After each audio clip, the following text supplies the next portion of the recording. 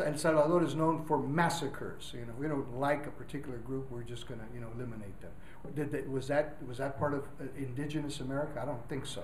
I think that came, you know, with the colonialization of El Salvador, and that perpetuates the Civil War, and that perpetuates death squads, and perpetuates gangbanging, and now, you know, you've got people living there in prisons, 2,400 men inside of a prison that can only hold 800 men, no running water, no electricity, children being born there and having to be kept there, and lots of human rights violations. So what happens is that the gang just happens to be the next group.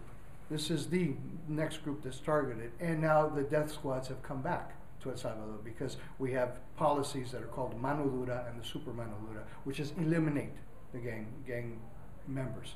And so we eliminate them the way we know how to do it, by recreating death squads. Let me give you a good example of that.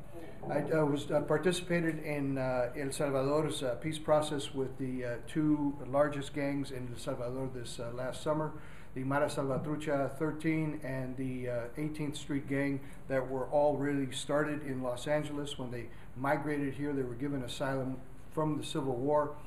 They were special forces, guys that were well trained in torture and in special forces, black ops, got accepted into the United States under the auspices of asylum. And while they were here, they were the kind of guys that, you know, had a lot of power, a lot of control in their countries of origin, and they just weren't going to do the immigrant thing that most immigrants do. They were not going to be the jornaleros. They were not going to work in gardens. They weren't going to do wash dishes. They weren't going to bus tables. And they looked around and they saw what the established gangs, Sureño gangs, were doing in Los Angeles downtown. And they said, oh, we can do that. We could probably do that better than them. So they did. They had, you know, training and weapons and that type of thing. And so the Mara Salvatrucha was born in East Los Angeles, with the 18th Street Gang now competing with them.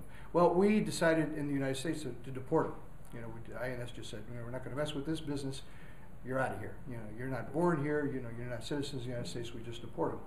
So what was a small group, maybe 20,000 gang bangers that got deported to El Salvador, are now 100,000 gang members and their families. So they are, you know, men who have children, they have wives, and they have mothers, and that type of thing.